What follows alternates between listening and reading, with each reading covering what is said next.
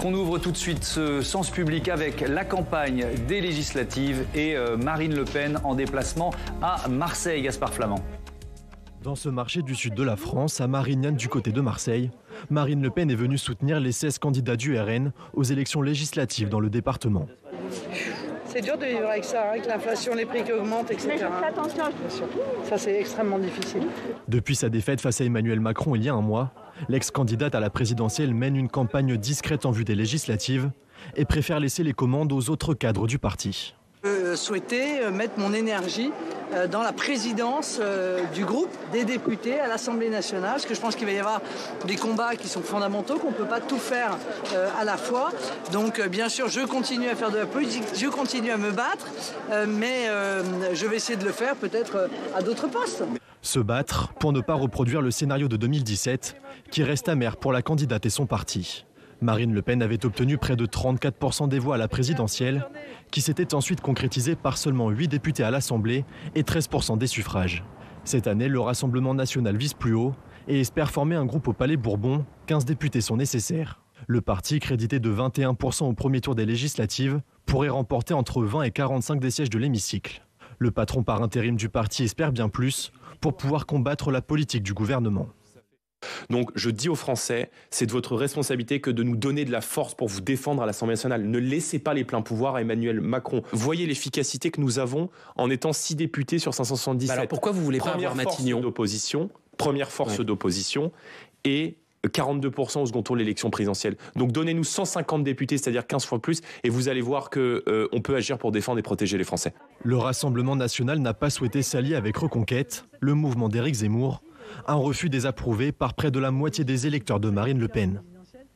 Voilà, l'actualité politique au menu de ce premier débat de Sens Public. On parlera évidemment aussi des premiers pas du gouvernement, de la polémique Damien Abad, des premiers pas du nouveau ministre de l'Éducation nationale. Mais d'abord, donc, ce que l'on pourrait titrer comme une chronique d'une défaite acceptée par le Rassemblement national. On en parle avec mes invités. Béatrice Gibelin, bonsoir. Bonsoir. Vous êtes géographe, directrice de la revue Hérodote. Albert Zenou, bonsoir. Rédacteur en chef du service politique du Figaro. J'accueille également Richard Verly, bonsoir. Bonsoir.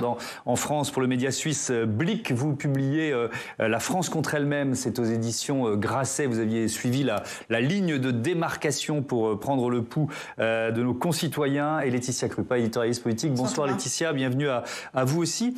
Je démarre donc avec Marine Le Pen et le Rassemblement national. Béatrice Gibelin, comment vous expliquez cette campagne, on va dire, profil bas ? Déjà, en 2017, la campagne des législatives, alors qu'elle avait été au second tour et qu'elle avait fait un score moins fort, mais quand même assez inattendu, avait été une campagne assez profil bas déjà. C'est un scrutin qui ne leur est pas favorable. Et ils le savent. C'est-à-dire que s'ils font une campagne tambour battant, puis qu'ils se retrouvent avec un tout petit nombre de députés, ça ne va pas le faire, comme disent les jeunes. Hein. C'est-à-dire que du coup, ils vont apparaître... Ce sera déceptif. Bon, ce sera déceptif. Ils auront laissé entendre qu'ils pouvaient faire mieux. Voilà. Et tandis que là... peut-être que Bardella a d'entrée de jeu dit de toute façon on n'aura pas beaucoup de députés, ce qui a quand même un peu surpris parce que c'est partir à la bataille en sachant qu'on va perdre, et que par rapport à l'opération magistrale qu'a réussi quand même Mélenchon, c'est-à-dire de faire cette alliance électorale totalement inattendue, elle se dit que là, de toute façon, c'est lui qui va emporter le morceau. C'est lui qui aura le plus grand nombre de députés. Donc, elle joue profil bas. Je pense que c'est pas forcément stupide. C'est-à-dire qu'elle a une certaine... finesse d'analyse, justement, de ne pas jouer déceptif. Peut-être tout le monde commencera à dire « Ah ben, ils ont quand même fait 50 députés ou 60 députés. » Donc, ce qui est peu, peut apparaître comme il en avait que 6. Effectivement, ça sera d'une certaine façon une victoire. Comme un progrès. Mais quand même, Albert Zenou répétait à longueur d'interview, de toute façon, on ne gagnera pas. C'est forcément des mobilisateurs pour les électeurs. Est-ce qu'il y a peut-être aussi un désintérêt de Marine Le Pen pour les législatives, historiquement, non ? Non, je crois pas. Vous ne diriez pas ça ? Non, je pense pas. Elle est passée de la tentative de dédiabolisation, elle y est presque parvenue, à une tentative de normalisation, et pour arriver peut-être avec finalement un manque d'ambition. Ouais. Effectivement, il y a la volonté de pas surjouer l'élection, contrairement à Jean-Luc Mélenchon, effectivement, qui lui joue la gagne et me surjoue même là-dessus en disant qu'il sera Premier ministre, il sera le chef de la cohabitation. Bon, là, on verra après. Mais les sondages, les projections. Elle a conscience que de toute façon, elle n'y arrivera pas. Elle a compris, elle a anticipé le fait que la majorité présidentielle, pour l'instant, sera conduite et qu'elle sera. Ce qu'elle vise, elle, c'est effectivement autour de 60 députés. C'est un chiffre symbolique. C'est qu'il permet la saisine du Conseil constitutionnel sans avoir besoin d'aller chercher des ajouts d'autres partis. Donc c'est compté, c'est prouvé qu'elle peut gagner dans certaines circonscriptions, donc des mini présidentielles. À chaque fois, c'est des combats à 2, à 3. Donc, et donner l'idée que elle peut être une force d'opposition et de jouer l'opposition. C'est ça qu'elle veut donner. Alors, ça fait effectivement, à un moment, on a l'impression que ce manque d'ambition lui fait accepter la défaite et lui fait jouer un rôle mineur. Mais sa vision, elle est à plus long terme. Donc c'est déjà 2027. Alors, pour elle, pour Bardella, on ne sait pas encore. Non, on va en discuter un peu plus tard. Mais allez-y, concluez. Non, et donc il y a la volonté de donner une nouvelle dimension au Rassemblement national, d'être une vraie, véritable force d'opposition à l'intérieur du Parlement. Pour l'instant, ils avaient 6 ou 7 députés, donc ils n'avaient même pas un groupe. Donc c'était finalement assez peu audible à l'Assemblée. Ouais. Richard Verdier, est-ce que vous comparez finalement, là on était sur le terrain avec Marine Le Pen dans la région de Marseille, cette campagne des législatives avec celle qu'elle a menée pour l'élection présidentielle ? Oui. Absolument, je trouve qu'elle a la même posture. D'ailleurs, elle discute des mêmes sujets, ce qui n'est pas très étonnant. Mais vous avez vu tout à l'heure, quand elle parle à cette dame du pouvoir d'achat, les fins de mois difficiles, etc., je crois qu'elle se positionne vraiment comme celle qui écoute les gens. Et je pense que c'est là-dessus qu'elle va essayer de rester. Ça lui a bien réussi à l'élection présidentielle, enfin si l'on peut dire. Elle a perdu, mais avec un très bon score. Néanmoins, elle a, je trouve, 2 difficultés. La première, c'est son score face à celui de Reconquête et d'Éric Zemmour, parce qu'il est évident que si le Rassemblement national arrivait avec un nombre de députés pas très éloigné de celui de Reconquête, alors là, ce serait un camouflet. Et là, ce serait très difficile à vivre, y compris en interne pour elle, parce qu'à ce moment-là, les questions se poseraient à nouveau sur son leadership, etc. Donc là, on peut quand même interroger sa stratégie. Est-ce que cette stratégie est la bonne pour faire face à cette offensive qui est celle de Reconquête? Et la deuxième question qu'elle a et qu'elle va devoir affronter, c'est bien joli d'aller dire aux gens, oui, c'est difficile les fins de mois, mais si elle n'a pas du tout de moyens parlementaires pour agir, elle devient observatrice de la scène politique française. Au fond, on est en train de voir une Marine Le Pen qui se condamne en quelque sorte à devenir une analyste sur les plateaux de télévision. Elle est en train peut-être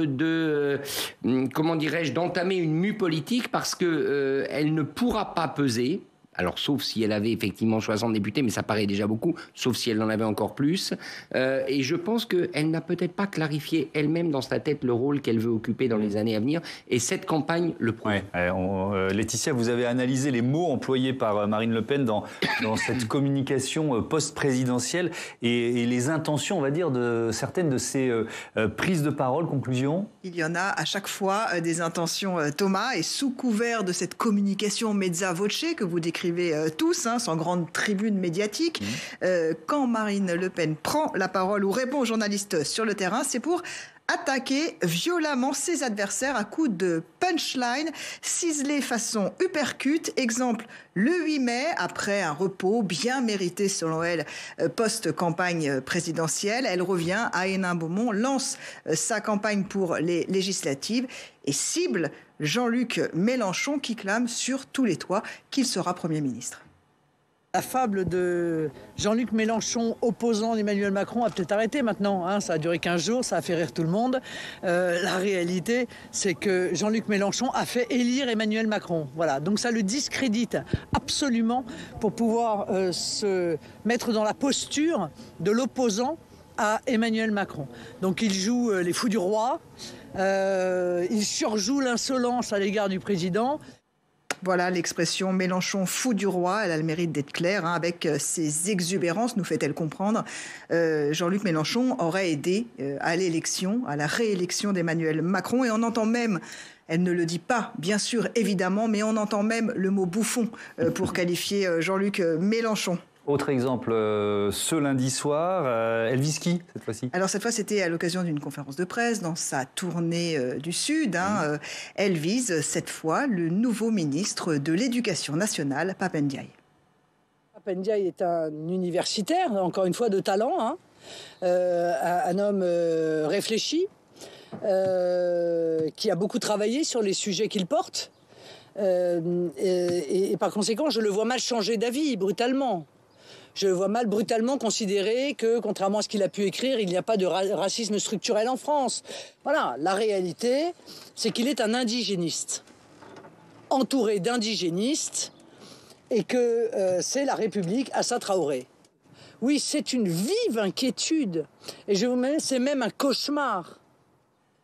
La République Assa Traoré, là encore, cette punchline, cette petite phrase est ultra efficace. Évidemment, à travers Pape Ndiaye, elle vise Emmanuel Macron, qui serait, à ses yeux, aurait finalement tourné vers les partisans de l'indigénisme, du wokisme, en écartant Jean-Michel Blanquer, qui était lui parti en croisade contre l'islamo-gauchisme et en choisissant son opposé, selon elle, encore une fois, Pape Ndiaye. Alors, on en pense ce qu'on veut de ces attaques sur le fond, et bien que extrêmement caricaturale, la méthode de Marine Le Pen est ultra efficace. Alors, je vous proposerai de réagir, mais tout à l'heure, sur ces attaques, et notamment sur les enjeux de Pape Ndiaye au ministère de l'Éducation nationale. Mais peut-être un petit coup d'œil dans le rétro, Béatrice Gibelin, sur l'extrême droite et les législatives. Vous avez dit c'est un scrutin qui ne leur est pas favorable historiquement. Surtout sans alliance. Oui. Elle aurait eu effectivement une chance d'avoir un beaucoup plus grand nombre de députés si elle avait fait l'alliance avec Reconquête. Mais enfin, à l'extrême droite, la vengeance est un plat qui se mange froid. On a eu quand même quelques départs qui ont fait mal. Nicolas B, il y a des choses qui sont très douloureuse. Et on ne peut pas passer comme ça l'éponge. Bon, et je ne crois pas, par rapport à ce que disait Richard sur le fait que la différence de députés serait peut-être faible entre les deux, honnêtement, je ne vois pas Reconquête dans ce système électoral, dans ce mode de scrutin, engranger un nombre de députés. Déjà, si lui est élu, ça sera déjà une performance. Éric Zemmour, qui pour l'instant est donné battu au second tour, qualifié au second tour et battu. Pour l'instant, et on reste prudent, ce ne sont que des sondages. Bien évidemment, ce ne sont que des sondages. Mais compte tenu du système électoral, franchement, ça ne va pas être facile. Surtout quand même qu'on va avoir une abstention qui va être élevée. Alors, c'est pas un électorat jeune qui vote Zemmour, même s'il y a eu Génération Z. Je pense pas que ce soit là qu'il fasse ses meilleurs scores. Donc, ça sera plutôt, et dans le Sud, c'est plutôt un électorat. Saint-Tropez, peut-être davantage dans le 16e arrondissement ou à Versailles. Voilà. Mais Saint-Tropez, bon, enfin, c'est Cogolin, c'est quand même, c'est pas une pyramide des âges particulièrement jeune. Donc, ils risquent d'avoir une petite mobilisation, mais il y a aussi un électorat fidélisé par le Rassemblement national. Donc je pense que pour lui, ça va être extrêmement difficile. Mais s'il y avait eu alliance, c'est pour ça que ces électeurs, la moitié de ces électeurs regrettent qu'il n'y ait pas alliance, d'après ce que vous avez dit. S'il y avait eu alliance, alors là, effectivement, c'était beaucoup plus confortable. Mais laisser des places à Reconquête après ce qu'il lui avait fait, franchement, c'était pas acceptable. Alors, quel rôle pour Marine Le Pen, effectivement, dans les prochains mois, dans les prochaines années, peut-elle envisager de se présenter une 4e fois à l'élection présidentielle? Je vous propose d'abord de l'écouter. C'était sur BFM Télé ce jeudi 19 mai. Elle parle de circonstances exceptionnelles. A priori, je ne serai pas candidate, sauf circonstances exceptionnelles. Oui. Je crois que ça veut dire ce que ça veut dire. En 2017, j'avais dit je ne serai pas candidate. Si quelqu'un de mieux placé que moi émerge. Et puis, quelqu'un de mieux placé que moi n'a pas émergé. Et donc, le jour où j'ai constaté cela, j'ai dit alors je serai candidate. J'ai toujours fait preuve de franchise et je continue à le faire. A priori, je ne serai pas candidate. Très bien. Voilà. Albert Zeno, les circonstances exceptionnelles, on peut toujours en trouver, c'est pas très compliqué. Ça ouvre des portes, en tous les cas. Mais Jean-Luc Mélenchon est pas loin d'être sur la même position. Hein. Donc, a priori, pas candidat, mais 3 petits points. Albert Zeno, est-ce qu'il n'avait pas dit l'un et l'autre au soir de leurs défaites respectives, je n'irai plus, je ne me représenterai plus. Oui. Ils l'ont dit plusieurs fois. On l'a même écrit dans le journal, puisqu'on a vu des interviews, donc, notamment de Marine Le Pen, qui rappelait qu'elle ne se présenterait pas en 2027 si elle était battue en 2022. Donc, 1 mois et demi, on est 1 mois et demi plus tard, on commence à... C'est circonstance exceptionnelle, donc ça laisse ouvert. Mais je crois qu'il y a chez elle, il y a une volonté quand même, malgré tout, de passer la main. Elle avait ça fait longtemps qu'elle en parle, pour l'avoir rencontrée plusieurs fois, même en off, même en privé. Elle dit qu'elle a envie de tourner la page, de laisser la place à quelqu'un d'autre. On pense tous à Jordan Bardella, mais il y a la volonté d'aller vers quelque chose d'autre. Elle lui laisse la présidence du Rassemblement national. Elle laisserait la présidence du Rassemblement national, prendrait la présidence du groupe si jamais elle en avait un à l'Assemblée. Donc on voit bien qu'elle essaye d'aller vers autre chose. Maintenant, en 4 ans, il peut se passer plein de choses. Et la dernière année, en 2026, 2027, ça peut laisser la place à quelque chose. On ne sait jamais. Mais je reviens sur ce que disait Madame. Mais c'est vrai que le système électoral des législatives, uninominal de tours, fait qu'il doit y avoir des alliances. Or, elle n'a pas voulu concrétiser et contracter des alliances avec notamment Reconquête, et ce qui fait qu'elle n'est pas assurée du tout d'avoir une représentation importante. Et de la même manière, Reconquête aussi. Donc, mais c'est un choix stratégique qui peut peser pour l'avenir, notamment. Richard Verdier, je reviens sur les mots de Marine Le Pen, circonstances exceptionnelles. Peut-elle dire autre chose? C'est-à-dire que si elle continue de dire « je ne me représenterai pas dans 5 ans », elle ouvre la voie à une guerre de succession. Donc c'est peut-être aussi pour freiner les ardeurs de ses successeurs potentiels qu'elle est sur cette posture. Qu'est-ce que vous en pensez? Il me semble que la guerre de succession au sein du Rassemblement national, il n'y en a plus. Jordan Bardella, semble-t-il, est quand même dans une position de force. En plus, il est rentré dans la famille, puisqu'on sait bien que derrière le Rassemblement national, il y a un clan familial qui est le clan Le Pen. Il est, si je ne me trompe pas, en ménage avec l'une fille de Marie-Caroline Le Pen, laquelle est également candidate aux législatives. Donc neveu par alliance. Neveu par alliance, c'est ça, ou neveu tout court, enfin neveu par alliance, mais effectivement, neveu par alliance. Non, je crois que de ce point de vue-là... pardon de vous interrompre, il y a la nièce tout court qui pourrait réapparaître. Alors là, c'est autre chose. Marion Maréchal. C'est pas une guerre de succession au sein du Rassemblement national, c'est une guerre de succession au sein de l'extrême droite. Mais comme vous nous dites que c'est un clan familial qui tient à l'extrême droite en France, c'est une réalité depuis des décennies. Franchement, en termes, alors je parle sous le contrôle de gens qui suivent la politique française beaucoup plus près que moi, mais elle a quand même fait beaucoup d'erreurs, Marion Maréchal. Là, cette année a été un peu son année calamiteuse. Alors c'est pas grave parce qu'elle est jeune, mais très franchement, pour l'instant, elle a perdu en quelque sorte la dynamique. Non, un mot quand même sur Marine Le Pen. Je voudrais revenir sur ce que disait Laetitia à propos des formules. Bien moi, quand je l'écoute, je trouve que les formules sont bien choisies, mais c'est pas vraiment des punchlines. Elle les assène pas vraiment de manière catégorique et forte. Elle reste quand même un petit peu en deçà. Les mots sont bien trouvés. C'est l'art de la communication. Il ne faut surtout pas souligner quand le terme est fort. Il ne faut pas en plus y mettre une tonalité mais il me semble exagérée. Elle accuse quand même le coup. Est-ce qu'il n'y a pas un élément fatigue personnelle? Et ça rejoint peut-être ce que vous disiez, qui est peut-être très fort chez elle aujourd'hui. Mais ça peut passer avec le temps. Peut-être. Parce que l'idée de et les circonstances exceptionnelles. de lâcher vraiment le pouvoir, c'est quand même pas quelque chose de si simple et de si facile que ça. Parce que c'est sa vie depuis 30 ans. Voilà. Et elle en parle comme ça d'ailleurs de la politique. Exactement. C'est sa vie, ses enfants, son œuvre. Et au moment où il faut... C'est comme Mélenchon. Mélenchon aussi, il disait qu'il passait la main.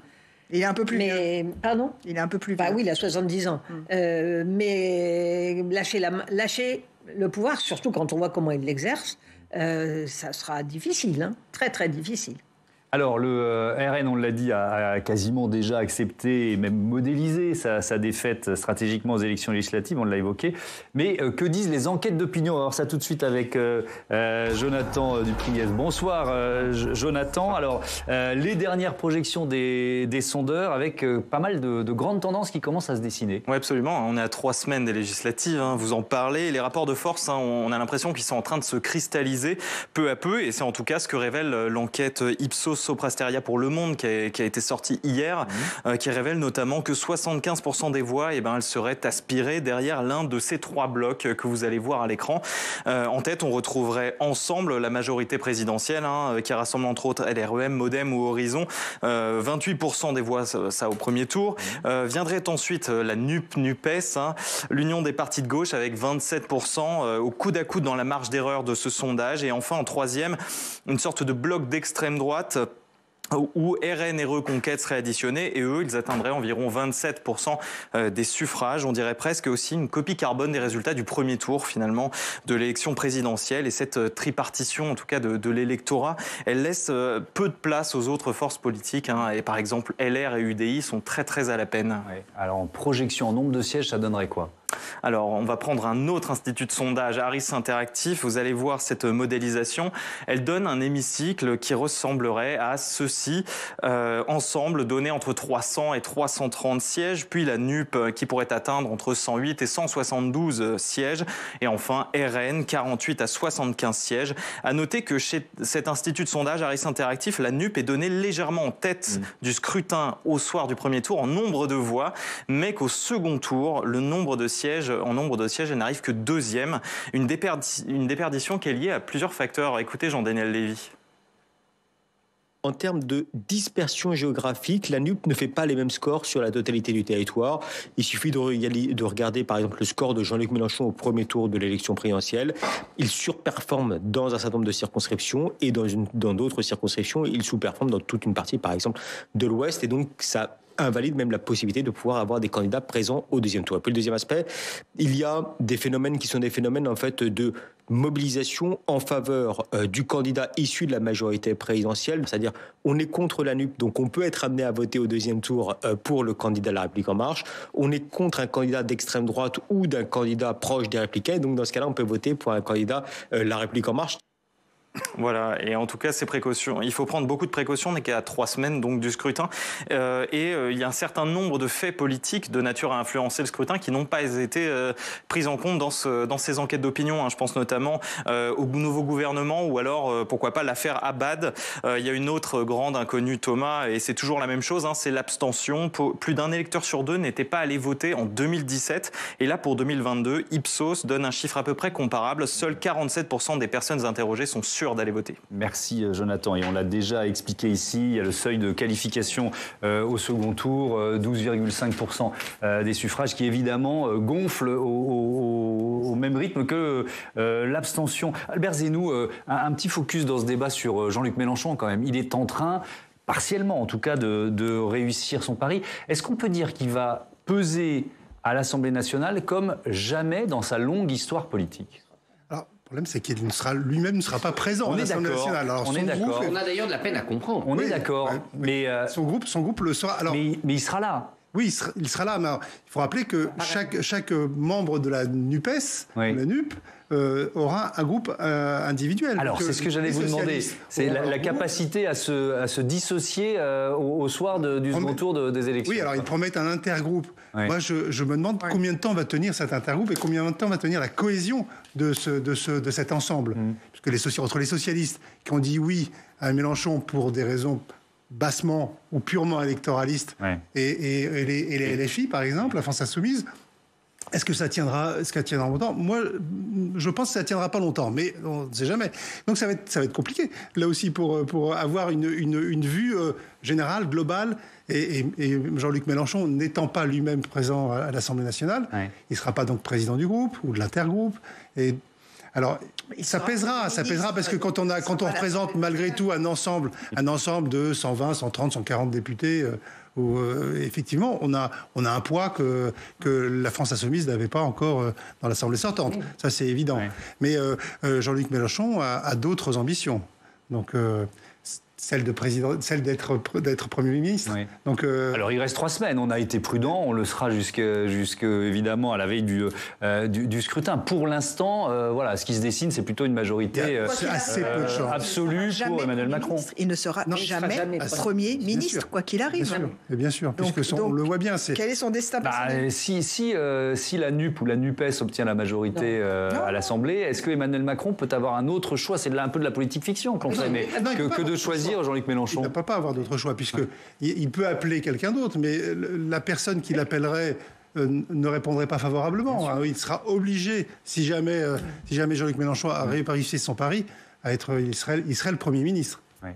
Mais alors, c'est intéressant parce qu'effectivement, il va se jouer une question, cher Verly, de leadership de l'opposition entre Marine Le Pen et Jean-Luc Mélenchon. Jean-Luc Mélenchon qui va peser beaucoup plus lourd en nombre de sièges à l'Assemblée tout en n'y étant pas, et Marine Le Pen qui va peser moins lourd tout en y étant. C'est un drôle de match à front renversé. Alors, moi j'avoue, venant d'un pays parlementaire, que je ne comprends pas la stratégie de Jean-Luc Mélenchon pour ces législatives. Je comprends bien l'alliance, la NUPES, je comprends bien le jeu qu'il joue à se présenter comme Premier ministre, y compris d'ailleurs sur les tracts des candidats, Jean-Luc Mélenchon Premier ministre, mais je ne comprends pas pourquoi il ne se présente pas. Beaucoup de gens ne comprennent pas. Et d'autant que dans sa circonscription, il était, semble-t-il, assuré d'être réélu, celle du Vieux-Port à Marseille, mais d'autres circonscriptions lui auraient été très favorables. Parce que, de ce fait, et s'il n'est pas nommé Premier ministre, il est absent de l'Assemblée nationale, où en revanche il y a de fortes chances que Marine Le Pen soit présente.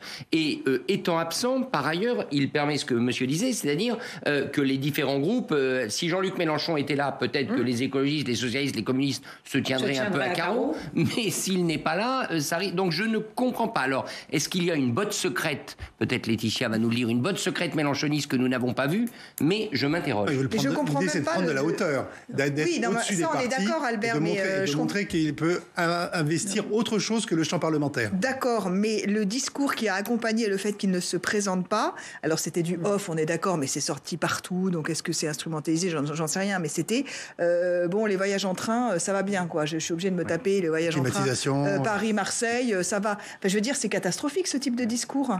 C'est-à-dire que si ça va, enfin les voyages en train, il y en a qui peuvent même pas se payer le train. Enfin, je veux dire, ici, ça s'adresse à des personnes. Il y a beaucoup de métiers qui sont beaucoup plus compliqués. Il est parlementaire depuis de très très nombreuses années. D'abord sénateur, ensuite député, député européen. Il en a bien vécu. C'est sa source principale. Mais il y a sans doute aussi un ras-le-bol.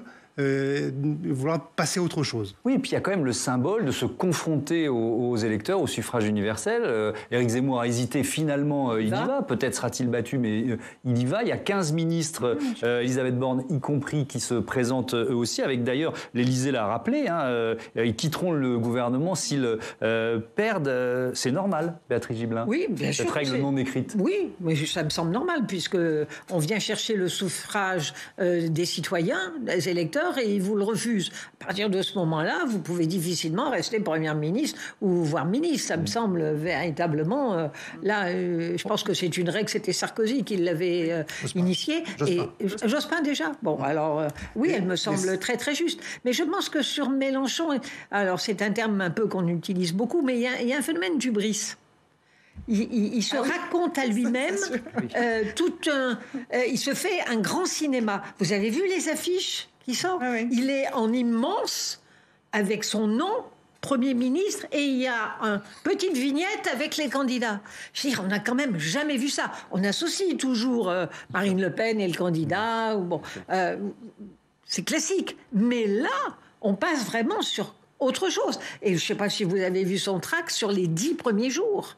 Ce qui fait le premier jour, ce qui fait le deuxième jour, ce qui fait le troisième jour. On n'est pas si loin de la République, c'est moi. Mais complètement. Il a identifié le fait que... mais c'est lui. Et avec un racolage sur un électorat, on va dire, franco-algérien, à 200%. Au troisième jour, on enverra du blé en Algérie à un tarif intéressant et on achètera du pétrole algérien. Enfin, je veux dire, c'est d'une démagogie, excusez-moi, moi je trouve ça indigne. Bon, voilà, je le dis carrément. Je trouve ça vraiment, prendre les électeurs pour c'est une forme de mépris des électeurs. Oui, mais alors, d'ailleurs, vous avez commencé tout à l'heure, il y a donc une minute, votre analyse en disant quand même qu'il était en train de réussir un joli coup politique. Il réussit le coup politique parce que qu'est-ce qu'on va avoir? Allez, moi je prends le pari, le PS, il aura exactement à peu près le même nombre de députés que ce qu'il avait. Il aura entre 25 et 30. Je veux dire, vendre son âme pour 3 députés de plus que ce qu'on avait en 2017, c'est quand même... cher payé, je trouve bien. Et pour les communistes, ils iront peut-être jusqu'à 15, parce que Fabien Roussel ayant fait une bonne campagne, mais j'en suis pas sûre. Parce que vous avez aujourd'hui une géographie électorale très contrastée. Et c'est le problème de Mélenchon. Mélenchon, on compte toutes ses voix, d'accord ? Mais quand vous les faites sur essentiellement 2 régions, au moment des circonscriptions électorales, vous pouvez être élu avec 60% des voix, ça vous fait toujours un seul député, évidemment. Et au deuxième tour, celui qui arrive en tête, il prend la mise. Et ça explique aussi le décalage entre les intentions de vote au premier tour et la projection. Et c'est qui explique que le PS, avec 1,7% de voix, Anne Hidalgo aura peut-être 30, peut-être si c'est généreux, 35 députés, parce qu'il a encore une surface géographique à l'échelle tout au moins de la métropole qui est importante. Ils ont identifié le facteur clé de réussite, de la candidature Mélenchon, c'est Mélenchon lui-même. Oui. C'est pour ça qu'il est mis en avant. Donc sur les tracts électoraux, toute la propagande électorale, c'est Mélenchon. Et donc c'est ce qui fait que les candidats qui ne sont pas connus pour la plupart vont se réfugier derrière la figure de Mélenchon, qui a séduit une grande partie de la jeunesse, il faut se rappeler, et des banlieues. Donc c'est sur ces deux... la banlieue et la partie de la jeunesse, quand vous regardez les intentions de vote, on disait tout à l'heure qu'il y avait autour de 47 ou 50%, on est à 30% de votants dans la Seine-Saint-Denis, prévu. 30%. Marine Le Pen a exactement le même problème, c'est de mobiliser cet électorat. Voilà, et donc ça affaiblit c'est son électorat. les deux blocs extrémistes, on va dire ça comme ça. J'ouvre un autre chapitre, le dossier Damien Abad qui empoisonne les premiers pas du gouvernement Borne. Une réaction pour commencer, celle de Xavier Bertrand, le président de la région Hauts-de-France, critique sur le choix de l'exécutif. Qui peut imaginer un seul instant que le président de la République, M. Macron, que la première ministre, Mme Borne, ne savait pas. Quand vous êtes nommé ministre aujourd'hui, vous avez à la fois une forme d'enquête qui est menée auprès de la haute autorité pour la transparence de la vie financière, de la vie politique, pardon. Le deuxième sujet, c'est que vous avez également les impôts qui sont sollicités pour savoir s'il n'y a pas de problème dans le dossier fiscal. Et la justice est aussi interrogée pour savoir s'il y a pu y avoir, ou autre, à un moment ou un autre, des plaintes, qu'elles soient classées ou qu'elles ne soient pas classées.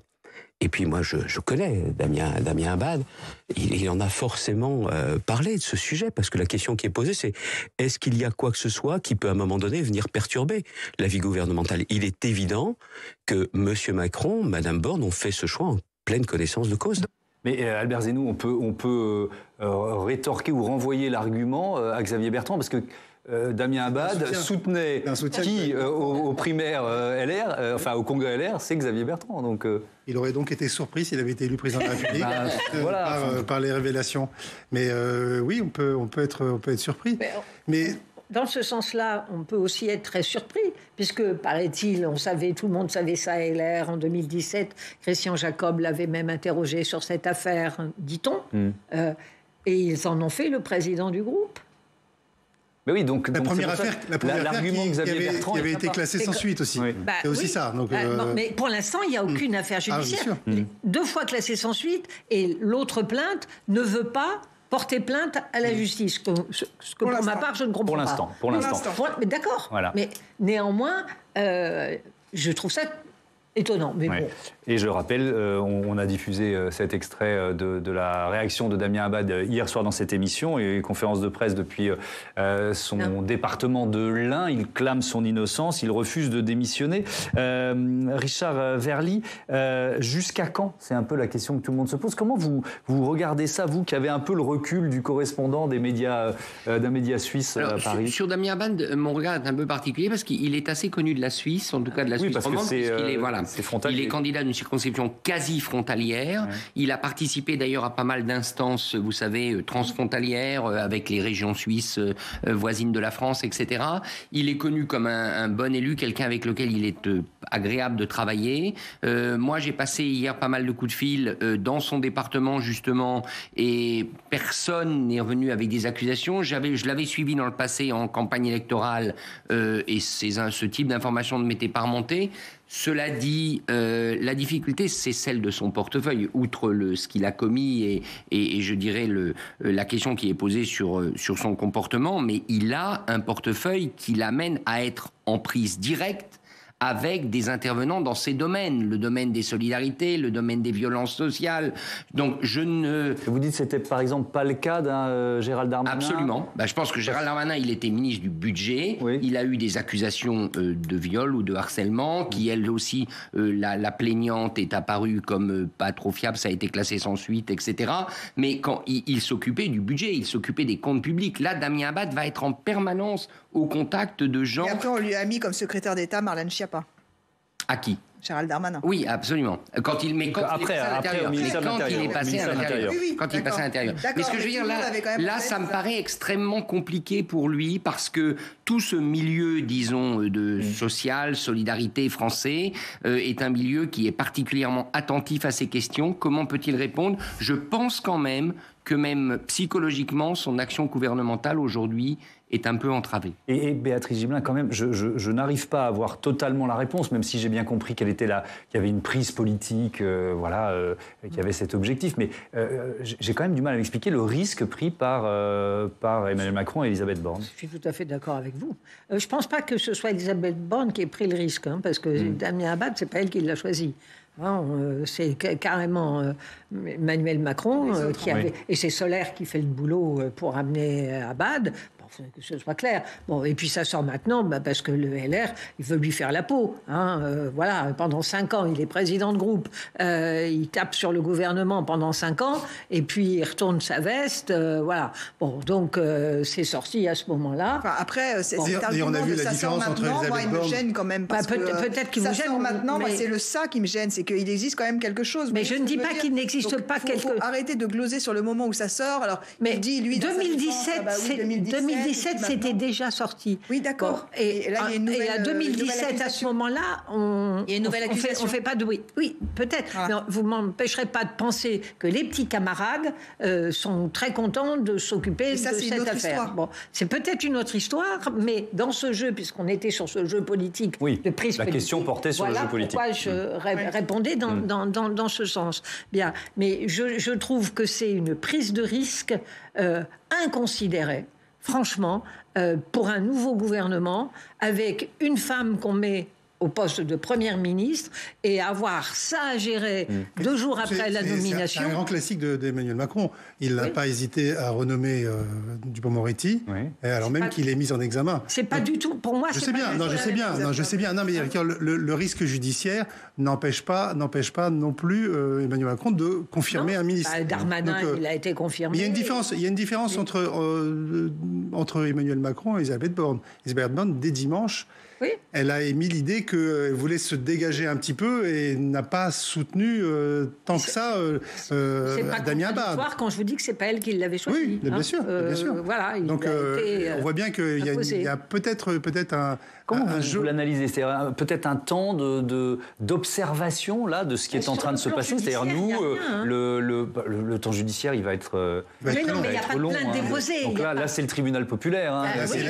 Et ça, Macron ne veut pas du tribunal populaire. Oui, mais sauf qu'il est en marche, si j'ose dire. Donc Albert Zenou, on peut imaginer l'exécutif, l'Élysée, observant justement ce tribunal populaire et se dire on tient ou pas, quoi. C'est ce qui va se jouer là. Ce type d'affaire ne peut progresser, ne peut se développer que s'il y a de nouvelles révélations qui arrivent. Oui. Si d'autres plaintes arrivaient, si d'autres femmes disaient avoir été agressées par Damien Abad, effectivement, ça renforcerait encore.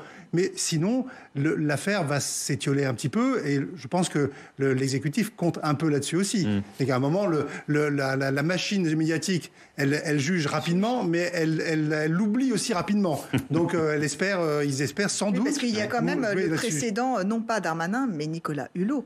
Alors, qui est sorti après, puisqu'il avait démissionné comme ça dans un fracas en disant qu'il n'avait pas les mains libres et que de toute façon sa présence était inutile au gouvernement. Entendu librement, c'est le terme qui est employé par la justice aujourd'hui. Aujourd'hui entendu librement, sauf que les plusieurs plaintes à son encontre, Emmanuel Macron en prend connaissance avant.